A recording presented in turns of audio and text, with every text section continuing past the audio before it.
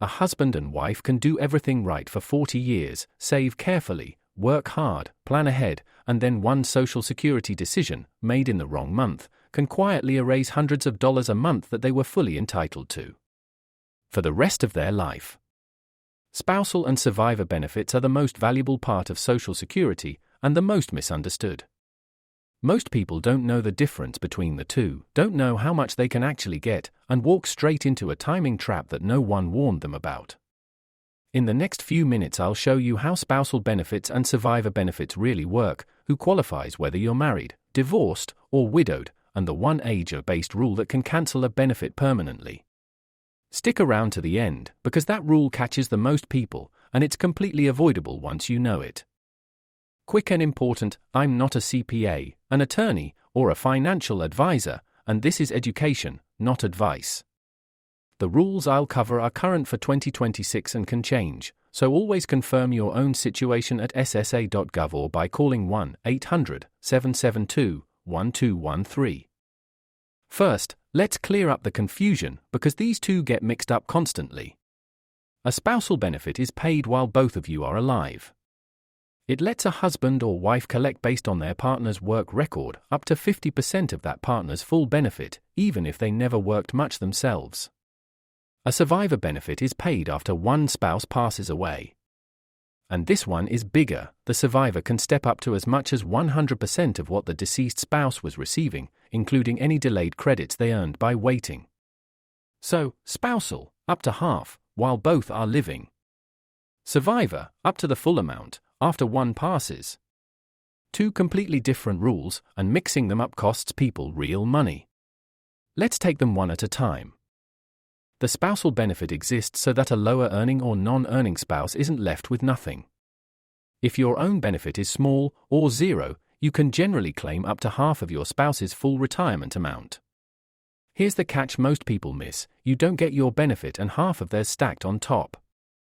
Social Security essentially pays you the higher of the two, not both added together. So if your own benefit is already more than half of your spouse's, the spousal top-up doesn't apply. And timing matters. Claiming the spousal benefit before your own full retirement age permanently reduces it. Waiting past your full retirement age does not grow a spousal benefit. Unlike your own benefit, it doesn't earn delayed credits. Knowing that one detail changes the math on when to file. Now the survivor benefit, and this is where the biggest dollars and the biggest mistakes live. When one spouse passes away, Social Security does not pay both checks to the survivor. The smaller one stops, and the survivor keeps the larger of the two. That alone shocks people. Household income drops the moment a spouse dies. But here's the powerful part: the survivor can receive up to 100% of what the deceased was getting, including the credits they earned by delaying. That's exactly why the higher earner waiting as long as possible protects the survivor. It locks in a bigger check for whoever is left. And survivors have a strategy option most people never hear. In some cases you can take a survivor benefit first and let your own benefit keep growing until 70, then switch. Getting that sequence right can mean tens of thousands over a retirement. Here's the rule I promised, the one that catches the most people, and it's completely avoidable. If you're a widow or widower collecting a survivor benefit and you remarry before age 60, you generally lose that survivor benefit. Gone. But if you wait and remarry at 60 or later, your survivor benefit is fully protected. The new marriage has no effect on it at all. Read that again, because it's astonishing how much a single date can be worth. Someone planning to remarry at 59 could permanently forfeit a benefit that a wedding just a few months later would have preserved. I've seen people move a wedding date once they understood this, and keep hundreds of dollars a month for the rest of their lives. It costs nothing to know. It costs everything to miss. Now, if you're divorced, don't tune out. You may be owed a benefit and not know it. If your marriage lasted at least 10 years, you can generally claim on your ex-spouse's record, and here's the part people love: your ex doesn't have to agree, doesn't get notified, and it doesn't reduce their benefit or their current spouse's benefit at all. While you're both alive, that's a spousal benefit worth up to half of their full amount, as long as you're unmarried. And if your ex-spouse passes away, that can become a divorced survivor benefit, worth up to the full amount, with the same age 60 remarriage rule protecting it. 10 years of marriage, even one that ended long ago, can quietly be worth a significant monthly check. A lot of divorced retirees leave this money on the table simply because no one told them it existed.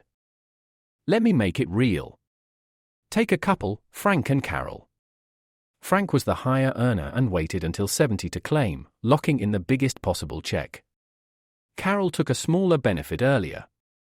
When Frank passes, Carol's own smaller check stops, but she steps up to Frank's full amount, including all those delayed credits. His decision to wait didn't just help him, it protected her for the rest of her life. That's the survivor benefit working the way it should. Now imagine Carol had been widowed earlier from a first marriage and was collecting a survivor benefit, and she'd remarried Frank at 58 instead of 61. She'd have forfeited that first survivor benefit entirely. Same people, same love story, 2 months difference in a wedding date, and a very different outcome. So here's what to do. 3 steps. Step 1. Know which category you're in, married, divorced after a 10-year marriage, or widowed, because each has its own rules and its own opportunities. Step 2. If you're married, have the higher earner seriously consider delaying, because it sets the survivor benefit for whoever is left. If you're divorced or widowed, check whether you're leaving a benefit unclaimed. Step 3. Before you remarry, before you file, and especially before you make any move near age 60, run it past Social Security or a fee-only advisor. These decisions are permanent, and the timing is everything. You worked a lifetime for these benefits. Don't let a date on a calendar quietly take them away.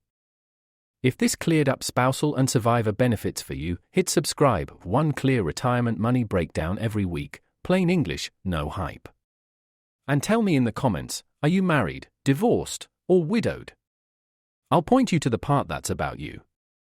Next time, the Social Security overpayment letters catching retirees off guard, what they are and what to do if one lands in your mailbox. I'm Ray. Take care of your money, and take care of each other.